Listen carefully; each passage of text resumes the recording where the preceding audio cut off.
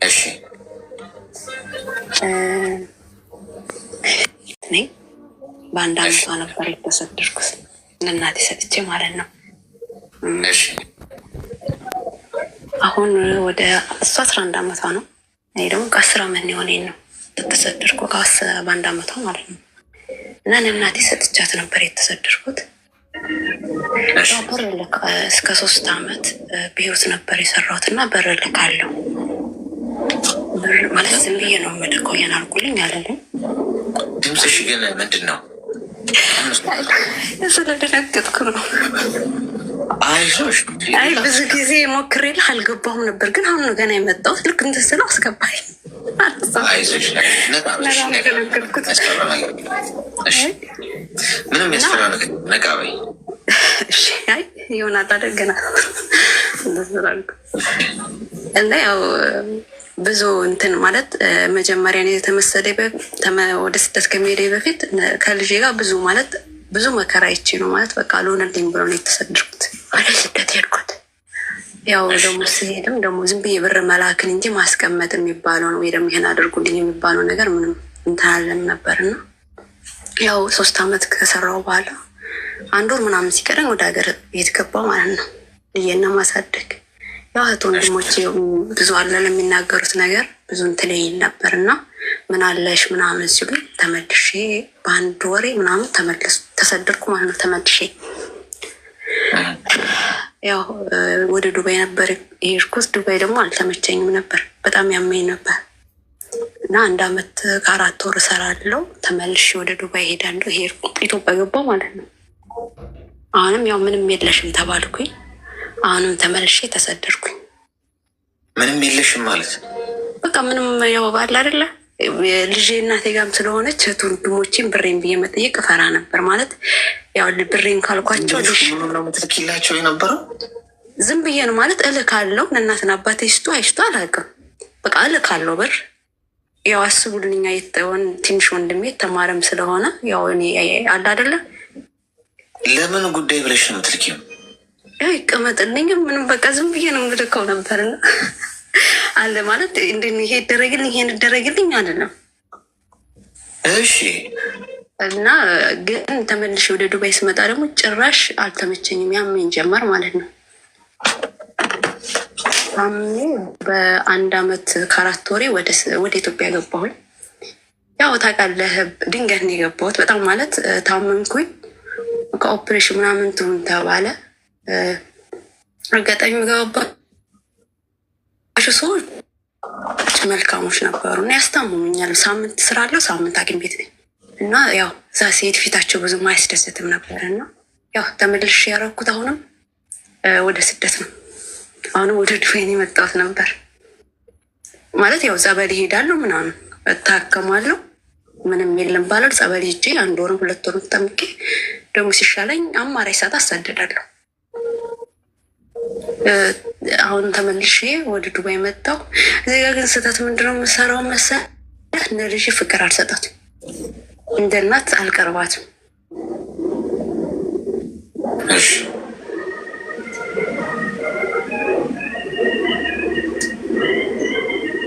ይሰማል እንዴ ነው ልጅ ምን የሚባለው ነገር በጣም ነው የምወዳት። ብዙ እንትን አለኝ ያው ብዙ ተንከራትቻለሁ እና ግን በጣም ናቸው በጣም ብዙ ነን። ግን በጣም በጣም ማለት እናቴ እስከምትመስለኝ ድረስ የምትወደኝ ይሰማል። ኔትወርክሽን አስተካኪ፣ ዋይፋይሽ ሆነ ምናምን እየተቆራረጥሽ ነው። አሁንስ? እሺ ነገር አሁን ጥሩ ነው። እሺ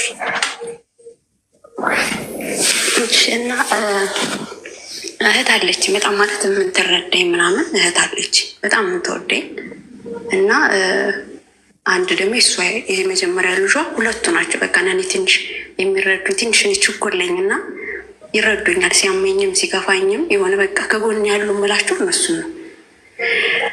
ተመልሼ ያው ጸበል ሄድኩኝ፣ ታከምኩኝ ምናምን ወደ ስደት አሁንም ተመልሼ የመጣ ነው 3ኛ ጊዜ ማለት ነው። በዚህ መሀል ግን ምንድነው እህቴን ትንሽ እንትን ብዬ አልጠየቁ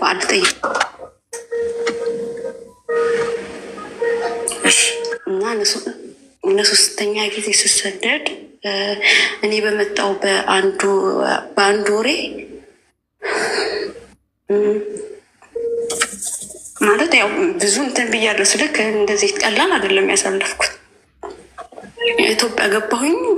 ወደ 2 ወር ጸበል ገባሁ፣ ታከምኩኝ። 7 ወር ኢትዮጵያ ተቀምጬ መጣሁኝ ወደ ስደት ማለት ነው። በስደት ወጥቼ ያው ቢሮ ትንሽ ሲቃያለው ታውቃለህ፣ ቢሮ ትንከራታለህ ምናምንና ብከረሙ ዳኒ ዛሬ 2 ዓመት ምናምን እንደገባሁ ሰው ቤት ገብቼ 4 ዓመታት እህቴን አላየኋትም እና እህቴ ሞተች ማለት እህቴም ልጇን ሞቶ በአንድ ቀን ማለት በአደጋ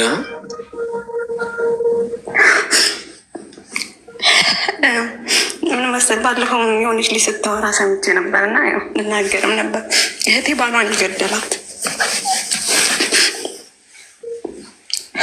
እሱ ልጇ ደግሞ እሱን ገደለ። ያቺ በእህቴ የሞተችበት አለች ሴት እና እሷን ገሎ እሱ ደግሞ ራሱን አጠፋኛ ቤት ማለት ነው።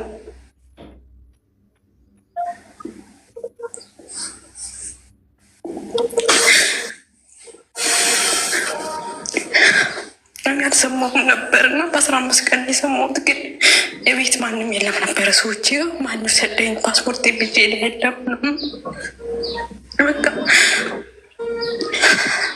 ፍጠት ማለት ሁሌ ደስተኛ ለመሆን ሞክራለሁ ራሴን በቃ አሁን በቃ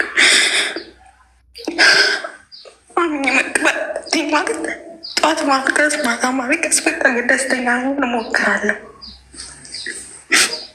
አሁን ደውዬ እንደሷ የሚረዳ ሰው የለም። አንድ ወንድሞች አሉኝ፣ እናት አባት አሉኝ። ግን በዚች ምድር ላይ 2 ብቻ ናቸው በቃ አሉኝ የምለው እነሱን ነበር። በሞት በጣም የሚጠይቁኝ በጣም ብዙ ልጆች አሏት፣ ግን ከሌሎቹ የበለጠ በጣም ነው የምትወደኝ። ግን 4 ዓመት ሙሉ ድምጿን ሰምቼው አላውቅም ነበር። እሱን ደግሞ የዚህ የመጣው ዕለት ስሳፈር ደውሎ በቃ ጠይቆኝ ነበር አለሁልሽ ምናምን ብሎኝ ነበር እና በቃ በጣም እየተሰቃዩ ነው። አምኖ መቀበል አቃተኝ።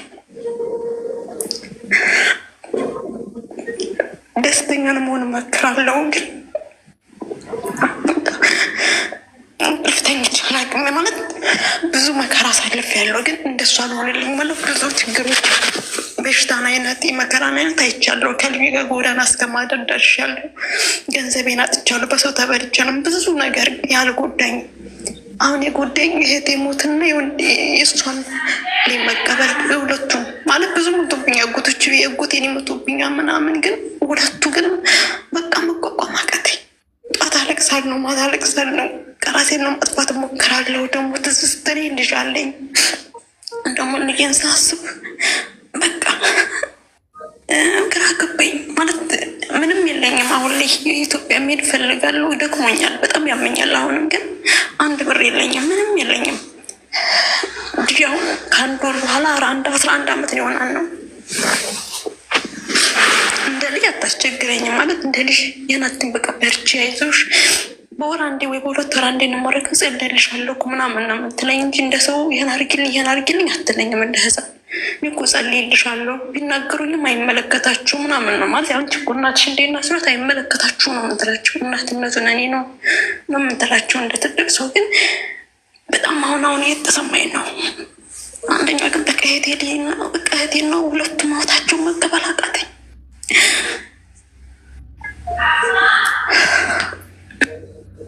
አይዞሽ ና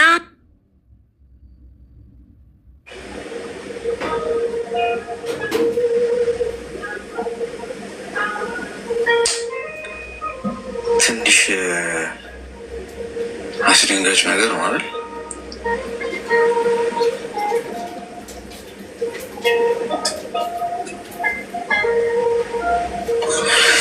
እሺ ተጠርታ ነው አይደል ሄደችው? ይሰማሻል? አስቸጋሪ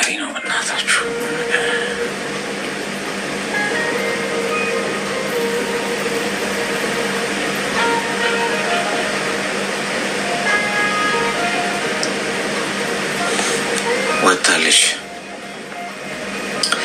እሺ ስትመጣ አስገቧት። እሺ ሞዴሬተሮች፣ እኔ እንኳን ካላየው አስገቧት። እሺ ትንሽ ብቻዋንም ስለሆነች በእንደዚህ አይነት ሁኔታ ይጨንቃል። ይህ እንደዚህ አይነት ነገር ተሸክመው ነው የምትኖረው። እሺ ስትመጣ አስገቧትና እሷ እያለች ብናወራ ነው የሚሻለው።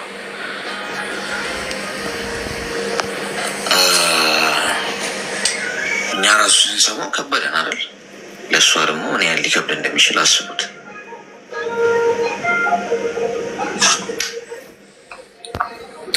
እሺ ሜምበር ሁን ውስጥ ከላይ ከስሜ ጎን ያለው እግዚአብሔር ይመስገን። ምን እንታዘዝ? በቀደም ለታ እኮ አላስታወስከኝም? እያወራሁህ እያለ በመሀል ተቋረጠብኝ። የኔን ሰምተህ የአንተን ሀሳብ ደግሞ ሳልሰማ ነበር የወጣሁት። ምን ነበረ? አጫውቼህ ነበረ ማለት ያው ትረሳለህ ብዙ ልጆች ስለሚመጡ፣ ነገር ግን ያው ስለ ጓደኛዬ ያሳለፍኩትን ታሪክ ነበር። እንደገና እንግዲህ ዝም ብለን እንዳናበላሽ ማየውን መርፌ እንዳንወጋሽ እንደገና እሺ፣ ያው እንድታስታውሰው አክል አንድ ጓደኛዬ ነበረኝ። ያው አረብ ሀገርም ሄጄ አንድ ላይ ነበር ያለ ነው። እያወራን ያው በመሀል እንደውም 12,000 ብር ምናምን ላኩለት ምናምን ብዬክ። አይ ብዙ ስለሰማ ከመጀመሪያው ነገር ችግር የለውም አይደግመን። እሺ ያው ልጁ ጓደኛዬ ነው። እዚህ ኢትዮጵያ የኖርን እያለ ነበር የተተዋወቅ ነው እና በተተዋወቅንበት ጊዜ ያስተዋወቀችኝም ጓደኛዬ ናት። ያው ታሪኩን አጠራ አድርጌ ልንገርክ። አንድ ላይ እንደዚህ እየኖርን ከዛን እሱ ትንሽ የራሱ ስራም ስላለው እኔ ደግሞ በሰዓቱ ምንም የራሴ የሆነ ስራ ስለሌለኝ የሳውዝ አፍሪካ እየሰራው ነበረ የምኖረው እና እጄ ላይ አዲስ ፓስፖርት ስለነበረ አረብ ሀገር ሄድኩኝ ማለት ነው። አረብ ሀገር ተሰደድኩኝ። ግን የተሰደድኩበትን ምክንያት ያው ከእሱ ጋር ለመኖር ስል ነበረ የሄድኩትኝ እንጂ ያው ቤተሰብ ኖሮኝ ቤተሰቤን እንትን ለማለት አልነበረም የሄድኩትኝ። ከእሱ ጋር ለመኖር ስል ሄድኩኝ። በሚሄድበት ጊዜም እኔና እሱ ያው በፍቅር ህይወት ውስጥ ነው እንጂ ያለ ነው እንደዚህ ትዳር ወይ ደግሞ ምናምን ውስጥ አልገባንም። የገባን ነገር የለም እና ያው አንዳንድ ነገር እንደዚሁ እየነገርኩትኝ እያልኩትኝ እሱ ግን ያው እዛ ከሄድኩኝ በኋላ ከሌላ ሴት ጋር ሆነ ማለት ነው። እና እሱም ማጣት ስለማልፈልግ ብቻ ብዙ መስዋዕት ከፍዬለታለሁ። ከእሱ ጋር ለመኖር ስል ነበር አረብ ሀገርም እየሄድኩትኝ ማለት ነው። እና እንደዚህ እያልኩኝ እዛ ከሄድኩኝ በኋላ የዛሬ አመት ረመዳን ወቅት ውስጥ ነበረ። እኔ ሳውዲ ነበርኩኝ። ከዛን ከሌላ ሴት ጋር እንትን ጓደኝነት ፈጠረ ማለት ነው እሱ። ከዛም በሚፈጥርበት ጊዜ በመሀል ያው እየተቀያየረብኝ መጣ። እየተቀያየረብኝ በሚመጣ ጊዜ ሰዓት እኔ ይሄ እንደዚህ አይነት ነገር ውስጥ ይገባል እንደዚህ አይነት ነገር ያደርጋል ብዬ አላሰብኩም። ሰበብ የሆነው ሰበብ ነበር የሚፈልገው። ብር በአካውንቴ በእኔ በአካውንት ለምንድን ነው የማይገባው አለኝ። እኔ እናንተ እኮ ጓደኛ ሁን እንጂ አልተጋባንም ወይ ደግሞ ትዳርም ቤተሰብም ያወቀልን ነገር የለም። እንዴት ነው አካውንትክ ላይ ብር ማስገባው አልኩትኝ። ከዛም በኋላ ብቻ ያው የእሱን ጥፋት ብቻ ሳይሆን መናገር ያለብኝ የኔም ጥፋት ነው። በመጀመሪያ ሰሞን 112,000 ብር ላኩለት ማለት ነው። ከላኩለት በኋላ ይብለጥ አመሉ ተቀያየረ። እኔ ግን ይብለጥ በቃ ይቀርበኛል ምናምን ብዬ ነበር ያሰብኩትኝ። ከዛን እሱ ለካ ከኔ ብር ፈልጎ ነበረ። ከዛን ከልጅቷ ጋር ለካ አንድ ላይ ነበረ አንድ ላይ ቤትም አንድ ላይ እየኖሩ እንደ ድንገት ቤተሰብ ሊያስታውቃት እዟት ሄደ ማለት ነው። ከዛን እዟት በሚሄድበት ጊዜ ሰው ደወለልኝ እና ወይኔ ስመኝዬ እንዳንነግርሽም በጣም ተቸገርነ፣ ዝም እንድንልም ደግሞ በጣም ተቸገርን አሉኝ። ምንድን ነው እሱ የተፈጠረ ነገር አለ ወይ ምናምን ብዬ ስጠይቃቸው እንደዚህ እኮ ልጅቷን እዙ መጥቶ ቤተሰብ አስተዋወቀ። 3 ቀንም አብረው እዚህ አድሮ ቤተሰብ ጋር ሄደ። እዛም ደግሞ አንድ ላይ ነው መሰለኝ እየኖሩ ያሉት። ከአንቺ ጋስ ያለው ነገር ሲባል የሰው ሀገር ነበርኩኝ። በዚህን ሰዓት ነው ረመዳን ጾም ውስጥ ነው። በቃ እኔ አልነበርኩኝም። በጣም ታምሜ በቃ እኔ አልነበርኩኝም በቃ ማለት ነው። እና ደወልኩለት ያን ሰሙ ማለት ነው። ስደውልለት ይህንን ሰምቼ ወዲያውን የደወልኩለት። በምደውልለት ጊዜ እውነት ነው ወይ ይሄ ነገር ብዬ ስጠይቀው አዎ እውነት ነው አያስፈልግም ነው ያለኝ ማለት ነው። ከዛም አሁን እንደዚህ እናንተ ፊት ለፊት እንደዚህ ተረጋግቼ እንደማውራው አልነበረም። በጣም አልቅሼ ስለምነው እውነት ነው ወይ ለአንተ ብዬ ሰው ሀገር ሄጄ አረብ ሀገር ከአንተ ጋር ለመኖር ስላልነበር ወይ ቃላችንስ ምንድን ነው ምናምን ብዬ ይሄ ሁሉ ነገር ስለው ምንም አልመሰለውም ነበረ። በጣምም ለመንኩትኝ ማለት ነው። ከዛን ከእሷ ጋር አንድ ላይ እየኖርን ያለ ነው። አሁን እስከ አንተ ጋር ናት ወይ ስለው አሁን ቤተሰብ ልጠይቅ ሄዳለች፣ ግን ትመጣለች። ከኔው ጋር ነው እየኖረች ያለችው። እኔ በቃ ለአንተ ብዬ ነው የሰው ሀገር የሄድኩትኝ። ስለዚህ እኔ ራሴን ከፎቅ ላይ ወርውሬ ነው በቃ ሬሳዬ እንዲመጣ ማደርገው ስለው ራሱ በጣም አሾፈብኝ፣ በጣም ሳቀብኝ ማለት ነው። ከዛም በቃ ይህንን ተስፋ ቆረጥኩኝና በቃ ይሄ ልጅ ከዚች ልጅ ጋር ነው ያለው ህይወቱን እየኖረ ነው አልኩኝ። ያን ሰሞን በጣም ታመምኩኝ። መዳሜ ራሱ ምን ሆንሽ ነው ምናምን ስትለኝ በቃ ያው እናቴ በሞ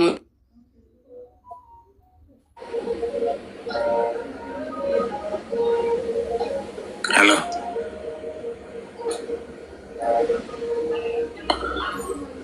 ደወለ ወይስ አገታት?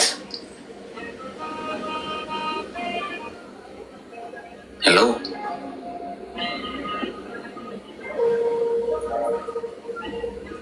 ሰማችኋለሁ? እኔ ያለው አለው እኔ ወደቀች። እሺ እንዴት ነው መርፌ ልንሰጣት የምንችለው? እሺ ወይ ስትመጣ እንትን እናርግ፣ ስትመጣ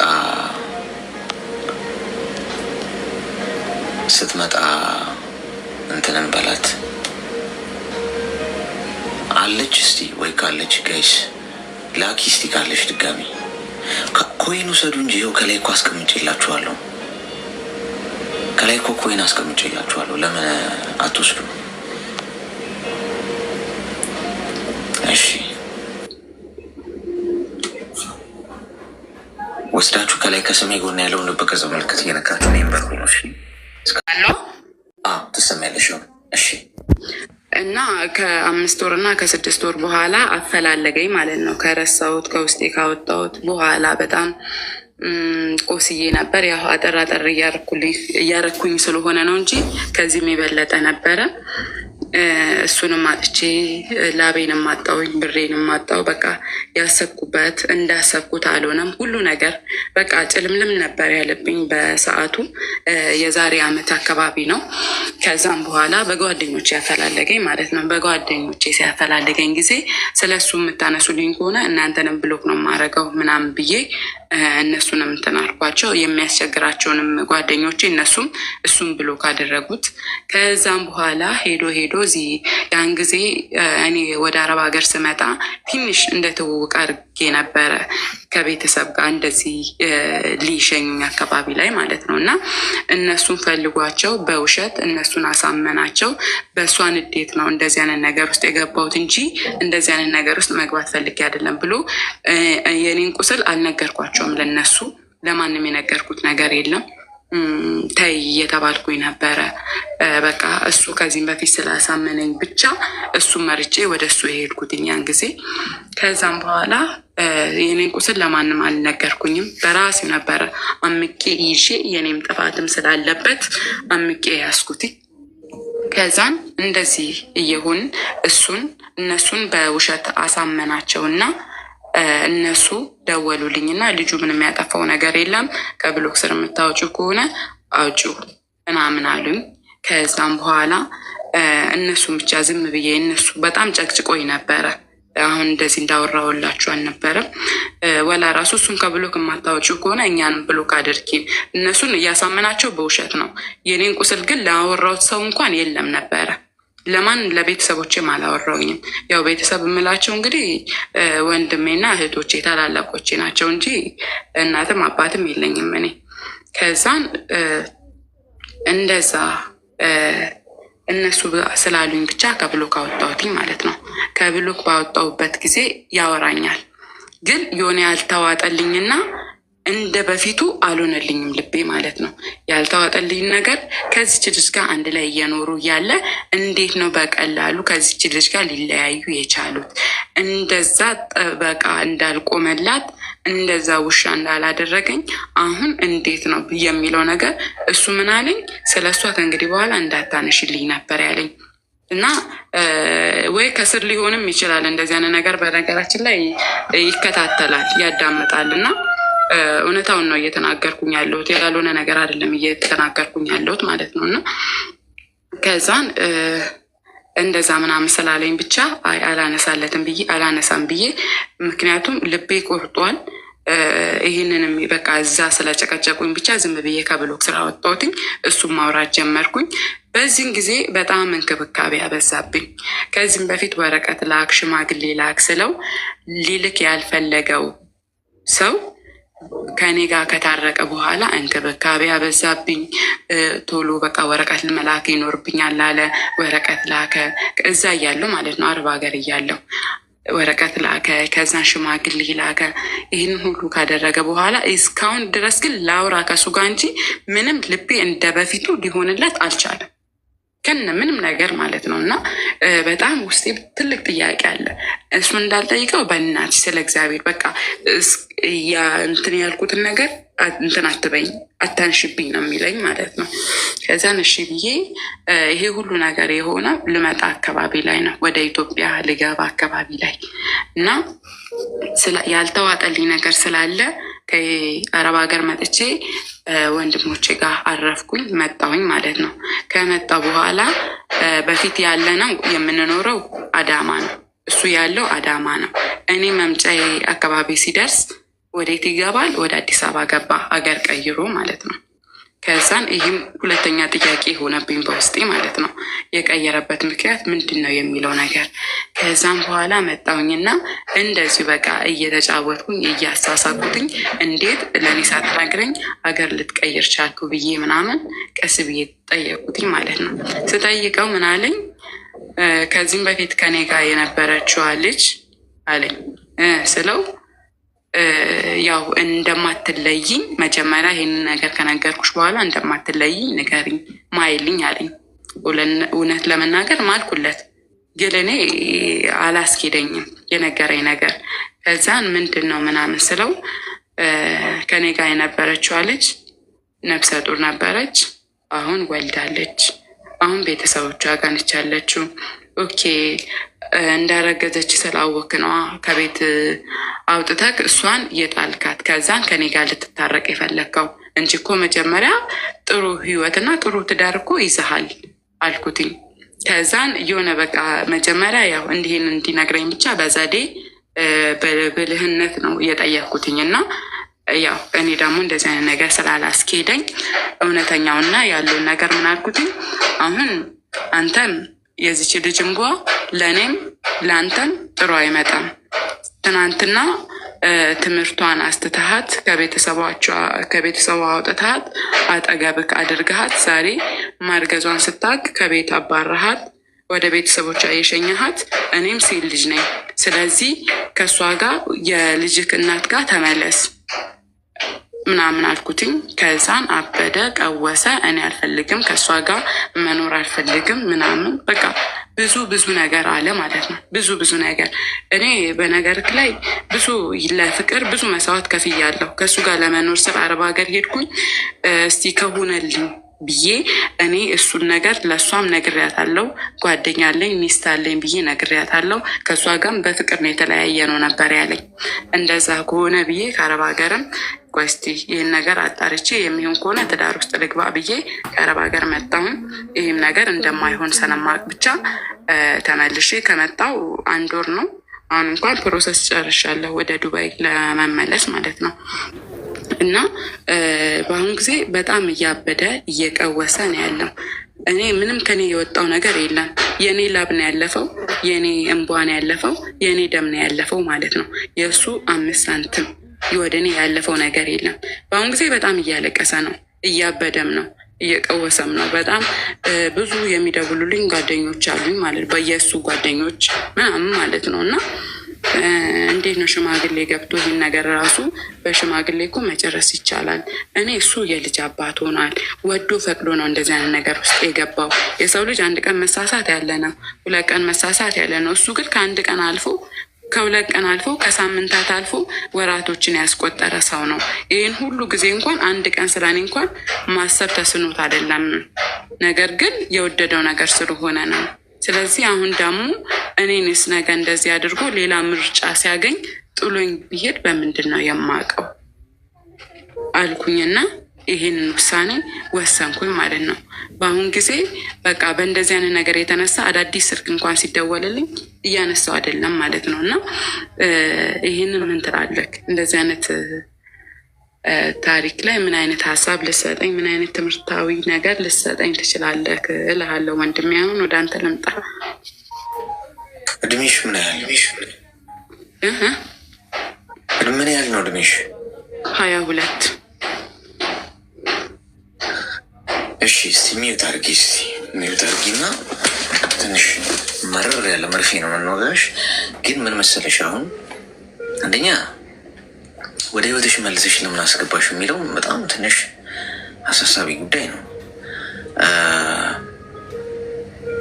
ሰው ከማገጠባችሁ እኔ ነው መልሳችሁ እድል የምትሰጡት? እኔ አልገባኝ። እሱ ነው ፍቅር እኮ አለም። አንድ ሰው ተኩሶ ሳታችሁ ወይ አቆሰላችሁ፣ ያለው ጥይት አንድ ነው መሳሪያ ውስጥ። ይችን ጥይት ተኮሰና አቆሰላችሁ።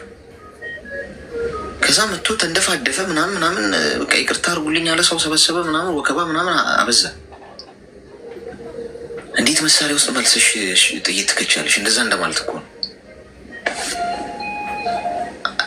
ተኩሶ የሳተንን ሰው በቃ አንዴ መሳሪያውን ጨርሷል አይደል? መልሰን ጥይት እንከታለን እንዴ እንደገና ተኩሰ መታኝ ብለን? እንደዛ እንደማለት ነው። ድጋሚ እድል መስጠት ማለት ነው። ዳግመኛ እድል የሚባል የለም። ይሄ ናት። አንድ ሰው ከሞተ ሞተ ነው አይደል? ዳግመኛ እድል አለው እንዴ? ሞቶ የተነሳ ሰው አለ እንዴ? ሞቶ ተቀብሮ ምናምን ተለቅሶ የተቀበረ ሰው ይነሳል እንዴ? የለም እኮ ዳግመኛ እድል አይደል? በቃ ሄደ፣ በቃ ልቅ። የዛን ያህል በህይወታችሁ ላይ እንደዚህ አይነት ድራማ የሰሩ ሰዎች፣ የካዷችሁ ሰዎች፣ እናንተ ለታኖሯቸው ዝቅ ብላችሁ ደፋ ቀና ስትሉ፣ በትህትና ዝቅ ስትሉ የረገጣችሁ ሰው፣ ዋጋችሁን ያሳነሰ የወሰለተባችሁ ሰው ዳግመኛ እድል አይገባውም። ሀቁን ነው ነግራችሁ። እኔ አይዋጠላችሁም፣ በውሃ አወራርዱት። ይቅርታ ስትደርሱበት ይወራረድላችኋል፣ ችግር የለም። አሁን ያው ሲንግሎች ብዙ አይገባቸውም። አሁን የሚገባት እሷ ነች ስለደረሰባት ምን እያልኩ እንደሆነ ገብቶሻል። ዳግመኛ እድል የሚባል የማይሰጠው እድል ነው ይሄ ያረግሽው አንቺ። ናቀሻየሽ አንቺ ይቅርታ አድርገሽ ድጋሚ እንቀጥል ብለሽ ድጋሚ ወደ መስመር ስትገቢ የሚስተካከል መስሎሽ ነበር፣ ግን ናቀሽ። ከመናቁ የተነሳ ገንዘብ ስትልኪለትም ብሩን ከተካገኘ በኋላ ለአንቺ ሁላ ትኩረት የለውም። ጥቅመኛ፣ ማጋጭ፣ ውሸታም፣ አስመሳይ ከነገርሽ ናት። እንደዚህ አይነትን ሰው እዛው በጸበል ብለሽ ሽማግሌ ሰበሰበ። ለምን ሀገር ምድር አይሰበስብ? ለምን የዓለም ሕዝብ በሙሉ ተሰባስቦ ከሱ ጎን አይቆምም? እውነት ካለሽ መቆም ነው ለብቻሽ። ማምነው እንደዛ ሰው ስለተረባረበ ምናምን አይደለም። የዓለም ሕዝብ 7-8 ቢሊየን ሕዝብ ከሱ ጎን የሚቆም አንቺ አንድ እውነት ካለሽ ከሱ ከእውነትሽ ጋር ብቻሽን ብትቀር ይሻልሻል። ፈጣሪ ሁሌ ከእውነት ጎን ስለሆነ ከአንቺ ጋር ይቆማል። ከእልፍ ሰዎች ይልቅ አንድ ፈጣሪ ይበልጣል። ገባሽ? ስለዚህ አንቺ የሰራሽ ስህተት ምንድን ነው? ማግጦብሽ ሌላ ሴት ይዞ እዛ ብር ልከሽለት 160 ምናምን ሺህ ብር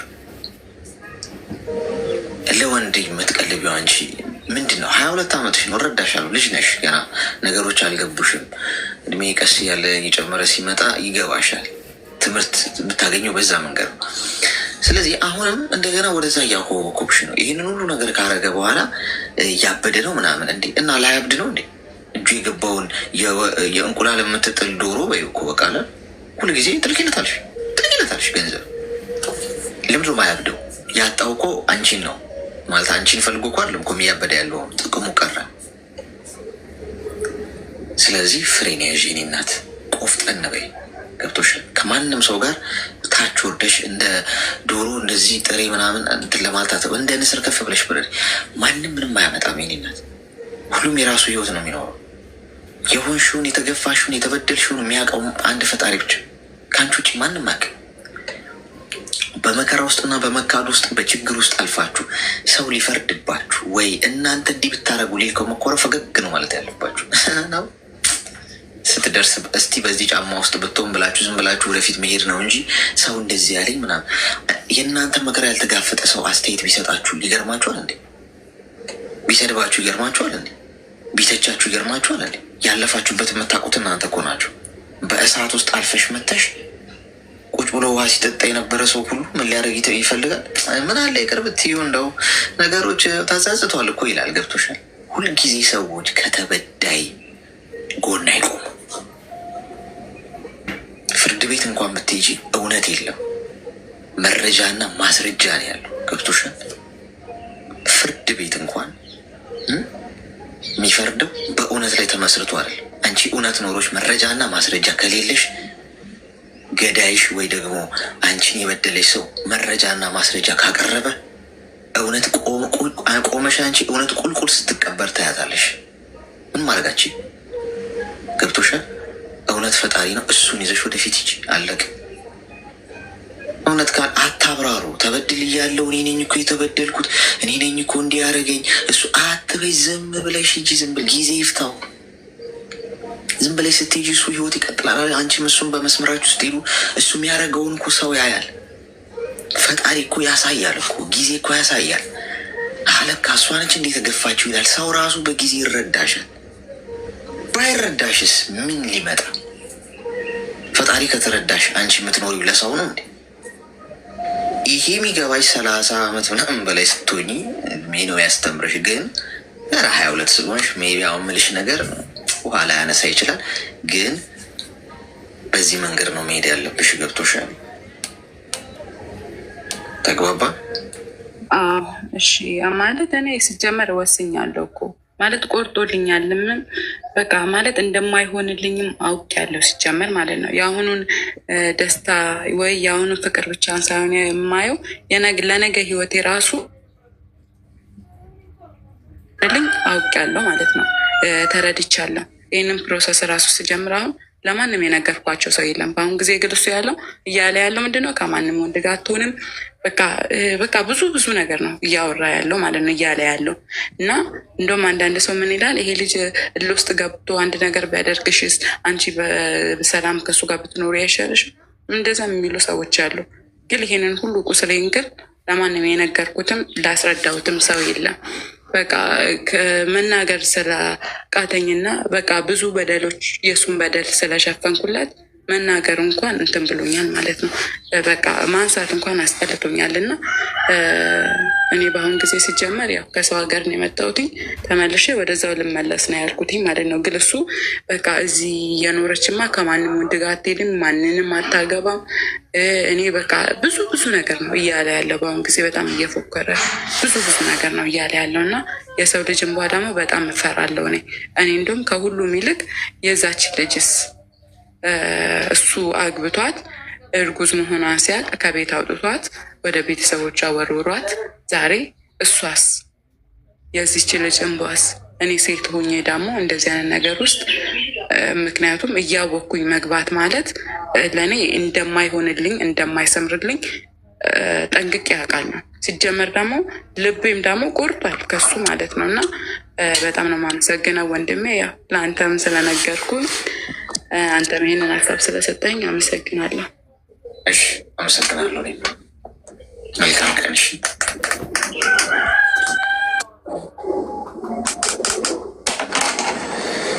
እሺ። አስቸጋሪ ነው ጎበዝ። በጣም አንዳንድ አፍቃሪዎች ሌላ ታሪክ ላይ ናቸው። ሌላ ታሪክ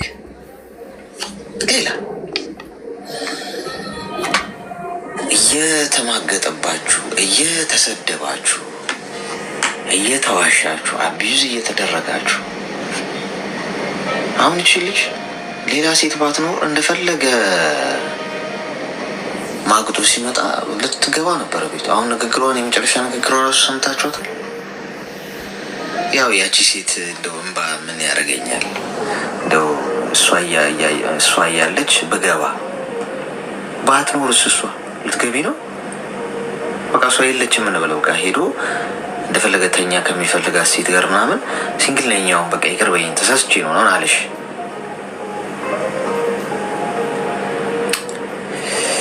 የዘንድሮ ፍቅር ግን እንዲህ በሉት ኦልሞስት ምን ፍቅር ነው? ምንድነው የምታስነኩት ግን? ወንዶቹ ምን እያስነካችኋቸው ነው? እንደዚህ አድርጋችሁ እንኳን ሊጠሏችሁ አይችሉም። እኔም እንደው ባስነካ እንደው እንደዚህ እያጠፋው ምናምን በቃ የምታፈቅረኝ ማለት ነው። እንደዚህ ምንም ይሁን ምን በቃ አንተ ብቻ ምንም አድርግና ብቻ አንተ ምናምን የምትል ብትኖር የለሽም። እዚህ ውስጥ ማለሽ ካለሽ እስቲ እንግባባ፣ ግድ የለሽም። አዎ ጊዜው እንደሆነ እንደዛ ነው። እንደፈለጉ እየሆኑ አፈቅሯለሁ እኮ ትላለች። የጭንቅላታችን እናሰራው እንጂ ጎበዝ። ክብር የሚባል ነገር እኮ አለ። ክብር እኮ አለ። ክብር እኮ በጣም አስፈላጊ ጉዳይ ነው። ሄሎ እኔ ማለት ነው በህይወቴ መደበቅ ምናምን አልወድም። ሆነ ግልጽነት ነገር ነው ማውራ አቀላ ያን ጊዜ ግን ሰው ይርቃል። ለምንድን ነው ግን ያኛን ደግሞ ማለት ነው ፈጣሪ የሰጠኝ ነው፣ መቀየር አልችልም። እንደዚህ ተደባብቆ ምናምን ውስጤ ላይ መያዝ በጣም ነው የሚጠላ። ደግሞ አይመቸኝም ውስጤ ላይ እንደዚህ ሲያዝ ማለት ነው በጣም ሆነ ይደብረኛል። ግን ሰው ለሰው በቃ ግልጽነት ከሆንኩ ሰው ይርቃል። በቃ ጓደኛ የለኝም፣ ምንም የለኝም በቃ ቤቴ እና ይሄ እንዴት ላድርግ እስቲ መክረኝ። ግልጽ ነው የምታወሪው ነው ማወራ በቃ ሰው ግን በዛ ሰው አጣለሁ። ግልጽ ማውራት ማለት ምንድን ነው? እስቲ አብራሪ። ለምሳሌ ምን አይነት ነገር ነው ግልጽ የምታወራው? አሁን የሆነ ሰው ጥፋት ካጠፋ ማለት ነው ያን ጥፋት አላልፍም። ያ ሰው አውራለሁ ለምን እንደዚህ ታደርጋለህ? ያ ሰው ደግሞ ይኮርፋል እኔ ማለት ነው። ለምን በቃ አትደብቅ ምናምን ይለኛሉ። ግን እኔ በቃ እንትና ነኝ፣ የሆነ የተሰጠኝ ነገር አለ ውስጤ ላይ ማለት ነው። አሁን እንዴት ልተዋይ? ፊት ለፊት ነው የምናገረው። አዎ እድሜሽ ምን ያህል? አንዳንዱ አውቆ ውስጤ ላይ ቂም ይዛሉ። እኔ እንደዛ አልወድም፣ ከሰው አልወድም፣ ከራስም አልወድም። በቃ በጣም ነው የምጠላ ይሄ። እድሜሽ ምን ያህል ነው? አሁን 24 ገብቻለሁ። በመሰረቱ ይሄ ጥሩ ነገር ነው መናገርሽ፣ ፊት ለፊት መናገር፣ ሁሉንም ነገር ግልጥልጥ አድርጎ ገብቶሻል። አለማስመሰል ማለት ነው። የሚሰማሽን ነገር ፊት ለፊት መናገር መጥፎ አይደለም። የሚወድ ይውደድሽ፣ የሚጠላ ይጥላሽ። ስለ ሰው አትጨነቂ ነው። ገብቶሻል። ሰዎች ይርቁኛል፣ ይራቁሻ። አንቺ ራስሽን ሆነሽ ሰዎች ቢርቁሽ እኮ መታደል ነው፣ አስመስለሽ ከመወደድ። ስለዚህ ብዙ አትጨነቂበት። የምታየውን ነገር፣ ስህተት የሆነውን ነገር መናገር፣ እውነት የሆነውን ነገር መናገር። አትዋሺ እንጂ አንቺ ሰዎች ላይ መጥፎ አታርጊ እንጂ አንቺ በትክክል በመናገርሽ ሰዎች የሚርቁ ከሆነ እንግዲውም ደግሰሽ ነው መሸኘት ያለብሽ። ገብቶሻል። ምንም ጥያቄ የለውም። ቀጥይበት። ከዛ ውጪ ሰዎች ይርቁኛል የሚለው አንቺ ብቻ አይደለም። ሰዎች ከአንቺ ምንም ማግኘት ካልቻሉ፣ አንዳንድ ሰዎች ከአንቺ ጋር የሚቆዩበት ምክንያት ከሌላቸው፣ ብቸኝነት እውነት ሆናችሁ ብቸኛ መሆን በጣም በጣም መታደል ነው። ባይ ሰላም አለ። እንቅልፍ ነው ተኝታችሁ የምታድሩት። ስለዚህ ብዙ አትጨነቂበት። እሺ፣ የሚሰማሽን ነገር፣ ትክክል ያልሆነን ነገር ፊት ለፊት መናገር በጎ ነው። በውስጥሽ ይዘሽ አስመስለሽ አጉል ጓደኛ ከመሆን ከሰው ጋር ማለት ነው። ተግባባ? እሺ፣ አመሰግናለሁ። እሺ፣ ታንክ ዩ ሶ ማች። ጥሩ ነገር ስለምታስተምረ ደግሞ ፈጣሪ እድሜ ስጥ፣ ፍቅር ስጥ። ታንክ ዩ ሶ ማች። እሺ ናት፣ አመሰግናለሁ። እሺ፣ ገና ልጅ ነች እና የሚያስጨንቃት በቃ ጥለውኝ ይሄዳሉ አይነት ወይም ጥለውኝ ይሄዱ የሚለውን እሺ ሄሎ፣ ምን መታዘዝ? እኔ ምክር ፈልጌ ነበረ። ነገሮችን መተው አልቻልኩም። በቃላ በጣም እናድዳለው። ወላሂ ምን እንዲህ ነው ማለት አልፈልግም ማብራት፣ ግን ነገሮችን እንዴት ነው መተው የሚቻለው? አንድ ሁለት ቀን ተወውና ይመለስብኛል፣ ከዛን እናደዳለሁ ምናምን። እንዴት ነው መተው? ችላማ በቃ እንዴት ልበል? መተውን እፈልጋለሁ። እንዴት ብሞክር አልችላልኩ። ቶሎ ነው የምናደደው ነው ሲጠቀለል? አዎ በቃ ቶሎ እናደዳለሁ፣ ቶሎ እናገራለሁ። መተው እየቻልኩ እኮ ግን አንድ ሁለት ቀን እተዋለሁ፣ ከዛን የሆነ ነገር ሲፈጠር እናገራለሁ። እሺ እንዴት አልቻልኩም? በፊትም ነው ወይስ አሁን? በሂደት የመጣ ነው። ኦኬ። ስለዚህ እንደዛ ከሆነ አንቺ ብዙ ነገር ማስተካከል የምትፈልጊ ከሆነ ይህን መጀመሪያ ችግሩ ማወቅሽ በራሱ ለማስተካከል አንድ እርምጃ ነው። ኦኬ፣ ችግር ይሄ ነው ብዬ ካወቅኩ ባክቴስት አድርገሽ ወደኋላ መንጋ ነው እንደዚህ አይነት ነገር የመጣብን ምን ከተፈጠረ በኋላ ነው? በፊት ካልነበረ አሁን በፊት ከልጅነት ሲጀምሮ የነበረ ቢሆን ተፈጥሮ ነው ለመቀየር ከመሞከር ይልቅ መቀበል ነው ይሻለው። ከጊዜ በኋላ ያመጣሽው ነገር ከሆነ መንጋ ነው። የህይወቴ የትኛው ቦታ ላይ ነው እንደዚህ አይነት ነገር ውስጥ የገባሁት? ቶሎ መበሳጨትም ያን ያህል ነው እንትና ቶሎ የሚናደዱ ሰዎች እንደውም ውስጣቸው ብዙ ነገር አይዙ ገብቶሻል። ግን ሰው እንደዛ ብሎ አይረዳህም እኮ። ተናጋሪ ናት፣ ትነጫነጫለች ምናምን ነው የሚለው። አሁን አንቺ ለሰው ነው የተጨነቅሽ ያለሽው ማለት ነው። አየሽ እንዴት ይቀበሉሽ? አንቺ ራስሽን መቀበል አልቻልሽም። ራሳችሁ ምንም ይሁን ምንም አይነት ባህሪ ይኖራችሁ ራሳችሁን በተቀበላችሁበት መጠን ነው ሰዎች የሚቀበሏችሁ። ገብቶሻል? አይረዱኝም ሳይሆን አንቺ መጀመሪያ ራስሽን ተረድተሽው አምነሽበት እኔ በቃ እንደዚህ ነኝ ብለሽ በትክክል ራስሽን አክሰፕት ካረግሽና በኮንፊደንስ የምትራመጂ ከሆነ ሰዎች ከነ ክፍተትሽም ይቀበሉሻል። ራስሽን ስለተቀበልሽ ማለት ነው። ስለዚህ ቶሎ መናደድሽ ያው የብዙ ሰው ባህሪ ነው። ቶሎ ሊናደድ ይችላል፣ ግን ወዲያው ሪያክት አያደርግም። አንዳንዱ ወይ ዝም ይላል ሲናደድ፣ አንዳንዱ ወይ ይናገራል። ግን እኔ እንደ ሀሳብ ምነግርሽ በጣም በምትናደጅበት ሰዓት ምንም አይነት ኮሚኒኬሽን አታርጊ፣ ከሰው ጋር ራቂ። ገብቶሻል? ዞር በይ ከዛ አካባቢ። በጣም በተናደድሽበት ሰዓት የምትናገሪው ነገር ከቁጥጥር ውጭ ስለሆነ ሰው ሊሰብር ይችላል። ነገ የአፎ ለምታ በቂ በይታሽም። ስለዚህ የተናገርሽውን መመለስ አትችይም። እኔም የማደርገውን ስበሳጭ ከማውራት የሆነ ሪያክት ከማድረግ ምንም አይነት አክሽን ከመውሰድ ነው ዞር ምለው ከዛ አካባቢ ካበሳጨኝ ጉዳይ። ለምን በተናደድኩበት ሰዓት የማደርገው ነገር በሙሉ እኔ ራሴን ኮንትሮል ከማድረግበት ውጭ። ስለዚህ በኋላ ተናድጄ ያደረኩትን ነገር ላስተካክለው ማልችሉ ሊሆን ይችላል፣ አይታወቅም። ስለዚህ በተናደድሽበት ሰዓት ይሄንን ብታደርጊ በጣም ይጠቅምሻል። አንደኛ ሰው አትጎጂም። ልክ ንዴቱ ካለፈልሽ በኋላ እንኳንም እንደዚህ አላረኩ ነው የምትይው። በጣም በምትደሰችበት ሰዓትም ደግሞ ይቃል አትግቢ። ገብቶሻል? ይህም ደግሞ ተያይዞ መሄድ ያለበት ጉዳይ ነው። በጣም ስትደሰቱ ይህን አደርጋለሁ እንዲያደርጋለሁ ይህን እሰራለሁ እንደዚህ ብላችሁ ለሰው ቃል ገብታችሁ የማታረጉትን ጭምር በሞቲቬሽን ማለት ነው። ከዛ ልክ ፋይናሊ ደስታው ረገብ ካለ በኋላ ምን ቆርጦኝ ነው እንደዚህ ያልኩት ይመጣል። ስለዚህ እነዚህን ሁለት ነገሮች እኔ በጣም ፎሎ ማድረጋቸው ነው በራሴ። በጣም በተናደድኩበት ሰዓት መልስ አልሰጥም ለሰው። በጣም በተደሰትኩበት ሰዓት ምንም ማሯት አልፈልግም። ገብቶሻል? ይለፍ ደስታው። ዋይዝ ሆኜ ነው ማሰብ የምፈልገው። ሁለቱ በጣም ከደም ዝውውራችን የሚጨምርበት አይምሮችን በጣም ቶሎ ቶሎ ፈጣን ሀሳብ የሚያስብበት ታይም ነው። እነዚህ ሁለት ነገሮች በእነሱ ጊዜ ራሳችሁን መሬት ማስያዝ በጣም አስፈላጊ ነው። ተግባባ?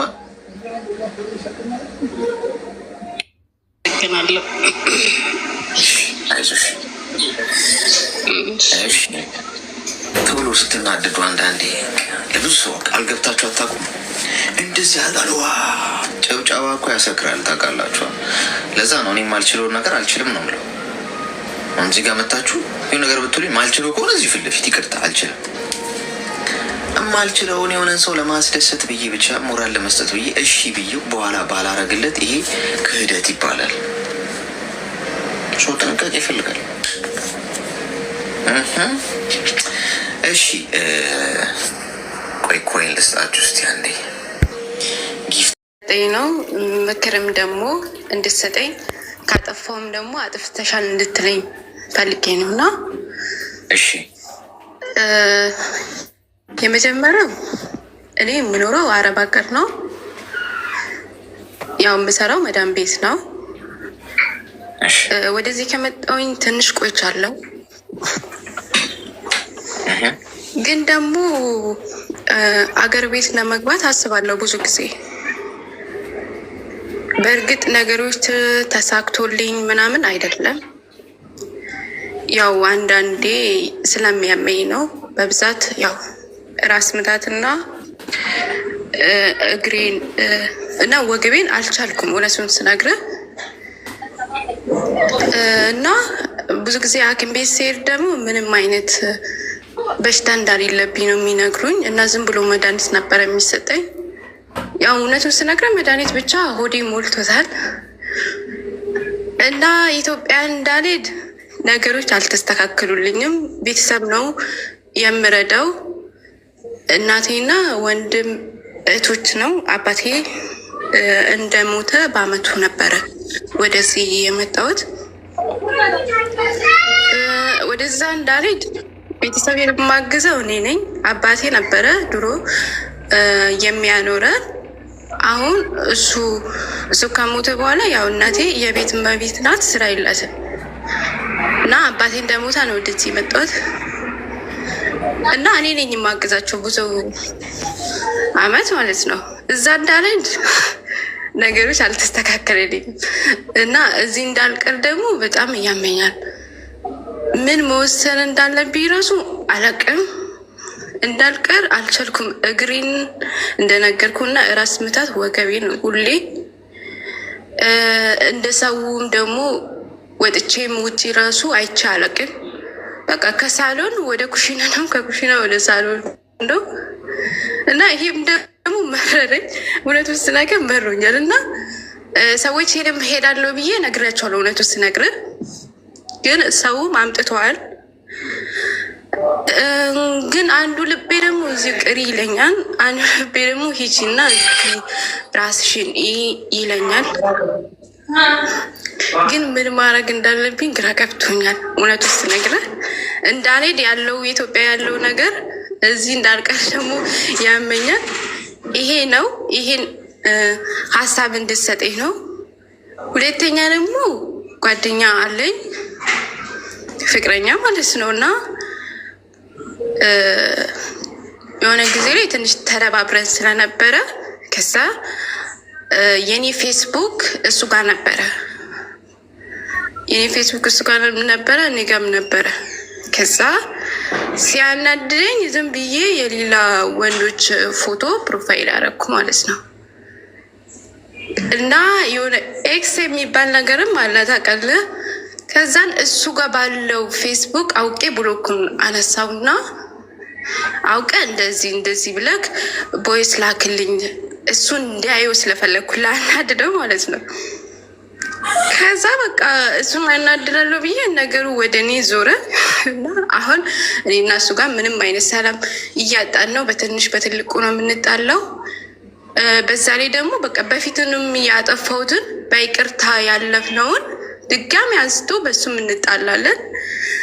እኔ ግን አንድ ሰው ይቅርታ ካረገልን የድሮን እያነሳ አይጣላም ብዬ ነው የማስበው። እና እስቲ ይሄን እንድትመክሬ ነው ማለት ጥፋቱ የኔ ነው። ብሎኩን አንስቼ አውቂን እሱን ለማናደድ ያረኩት ነገር እና ይሄን እና የቅድሙ እንድትነግረኝ ነው። ከፍቅረኛሽ ጋር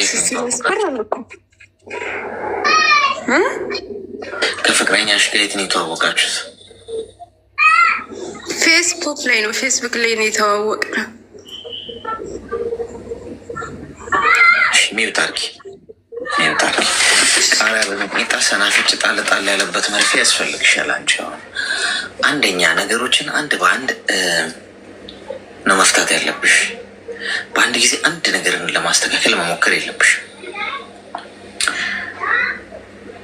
ፍቅረኛ ያልሽውን እርሺው። እሱ የሚያስፈልግሽ። በእንቅርት ላይ ጆሮ ደግፍ ይባላል። ይሄ ብዙ ማስተካከል ያሉብሽ ጉዳዮች አሉ። እንደነገርሽኝ የቤተሰብ ኃላፊነት አለብሽ። ራስሽ መኖሪያ የጤና ችግር አለ። ብዙ ልታስተካከያቸው የሚገቡ ነገሮች እያሉ እንደገና ፌስቡክ ላይ በተዋወቅሽው ፍቅረኛ ምክንያት እዛ ጋር ደግሞ መጃጃል። ህይወትሽን አትፈልጊውም እንዴ? እንዲህ ሰው ነገሩ። ከፍቅረኛው በፊት ስላሉ ነገሮች እናውራ። አንደኛ ጤና ከምንም ነገር ይበልጣል። ዜሮዎችን ደርድረሽ ከዜሮዎቹ በኋላ አንድ ቁጥርን ብታስገቢ ወይ ቁጥር ሌላ ቁጥር ሁለትም ሶስትም ያ ቁጥር ፋይዳ የለው። ቁጥሩን ግን አምጥተሽ ከዜሮዎቹ መጀመሪያ ላይ ብታደርጊው ግን ያ ቁጥር እጅግ በጣም ትልቅ ትርጉም አለ። ጤናም ልክ እንደዛ በህይወትሽ ፍቅረኛ፣ ቤተሰብ፣ ጓደኛ፣ ስራ፣ ስኬት፣ ገንዘብ፣ ንብረት ምናምን ደርድረሽ መጨረሻ ላይ ጤናን ብታደርጊው ህይወትሽ ትርጉም የለው። መጀመሪያ ጤናውን አድርገሽው ግን ስራ፣ ቤተሰብ፣ ጓደኛ፣ ገንዘብ፣ ህይወት፣ ዝና ምን ብትይ ያ ህይወትሽ በጣም ጣፋጭ ነው። ገብቶሻል? ስለዚህ የመጀመሪያው ቀይ መስመር ወይም የመጀመሪያው ረድፍሽ ላይ መሆን ያለበት ጤናሽን ማስተካከል። ቤተሰብ፣ ገንዘብ፣ ስራ ምናምን የምትይው ነገር በሙሉ ወደ ጎን አድርጊና አሁን ምንድን ነው እየተፈጠረ ያለው በጤናዬ ውስጥ የሚለውን ነገር በደንብ ትኩረት አድርገሽ ጊዜ ሰተሽ ራስ ማጣት ሊሆን ይችላል። ገብቶሻል? የቫይታሚኖች እጥረት ሊሆን ይችላል። ሆስፒታል ሲሄድ ምንም የለብሽ የሚሉኛል። ሙሉ ምርመራ አድርጊ። ገብቶሻል? ሙሉ ምርመራ ማለት ብዙ የሆርሞን ምርመራ ራሱ አለ። እንደዚህ የሚታይ ህመም እንኳን ባይሆን ያ በጊዜ ሂደት እያደረና እየዋለ ሲመጣ ነገ ማይድን በሽታ ላይ ይጥልሽ። አንዳንዴ አሁን ከቤት ከሳሎን ወደ ጓዳ ነው መንቀሳቀሰው አልሽ። ቫይታሚን ዲ የሚባል ነገር አለ ጎበዝ። ፀሐይ ብርሃን አታገኙም አብዛኞቻችሁ። ፀሐይ ብርሃን ማታገኙ ከሆነ ቫይታሚን ዲ የሚባል ነገር በህይወታችሁ ውስጥ የለም። ሎ እየሆነ ነው የመጣው፣ ዝቅ እያለ። ስትመረመሩ ህመም የለባችሁም፣ ግን ራሳችሁን ያማችኋል፣ ይቆረጣጠማችኋል፣ መተኛት አትችሉም።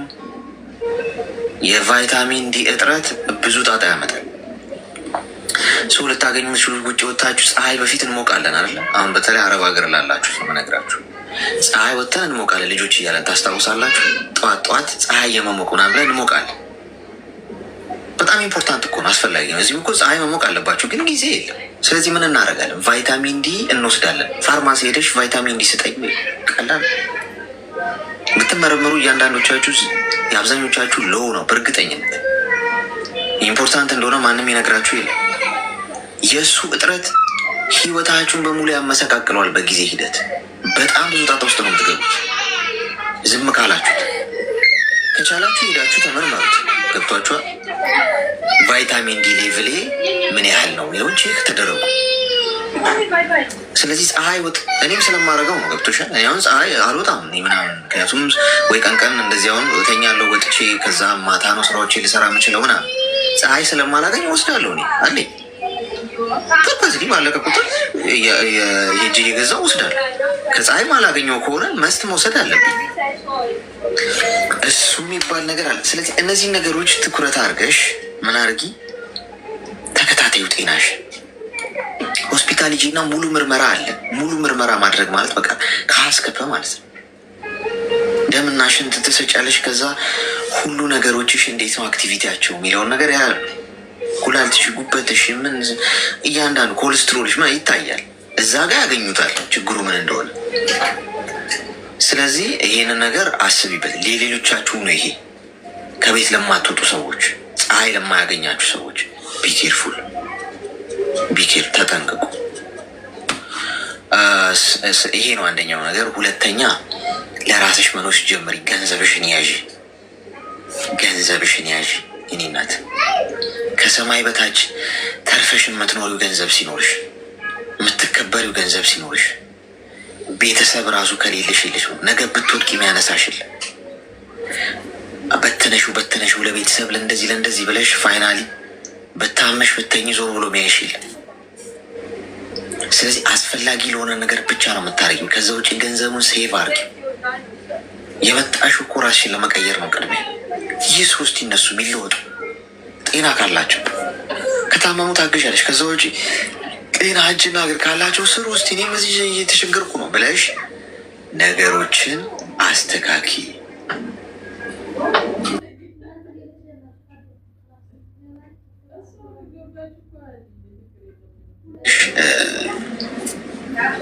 ወደ መጣበት በቀይ መስመር በቀይ ካርድ ተግባባን።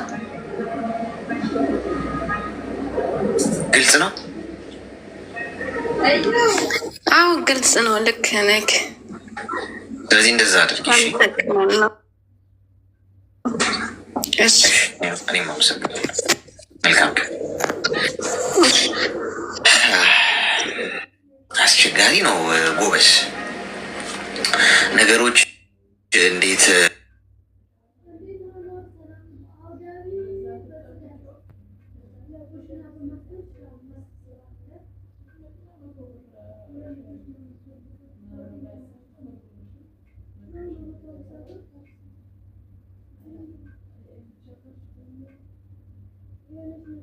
ከፀሐይ ማታገኙ ከሆነ አለ ሰፕሊመንት ሄዳችሁ ፋርማሲ ቫይታሚን ዲ ስጠኝ ብትወጡ ይሰጣችኋል።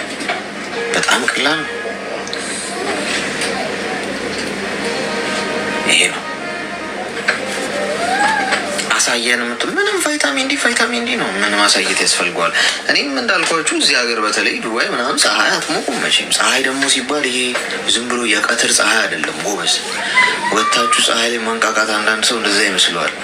ከ4 ሰዓት በኢትዮጵያ ለምሳሌ ከ4 ሰዓት እስከ 6 ሰዓት ምናምን ያለችው ፀሐይ እሷ ነች ኢምፖርታንት እንጂ አሁን እዚህ ሀገር በጠራራ ፀሐይ ወጥቶ ቫይታሚን ዲ ስቲ ሚል ሊኖር ይችላል። የለም እንደዛ ላብ ነው የምታተርፈው። ያቺ ሰዓት አልቻለም። በኢትዮጵያ አሁን ከጠዋቱ 3 ሰዓት ያው በኢትዮጵያ መነግራችሁ እንዲቀላችሁ ከጠዋቱ 3 ሰዓት 4 ሰዓት እስከ 6 ሰዓት ያለችው ፀሐይ ያለች አይደል? የሞቀ የጋለ ከመሄዱ በፊት ያለችዋ ሴንሲቲቭ እቺ ደስ የምትለዋ ፀሐይ እሷ ነች ለሰውነታችን 30 ደቂቃ 40 ደቂቃ ምናምን ይባላል።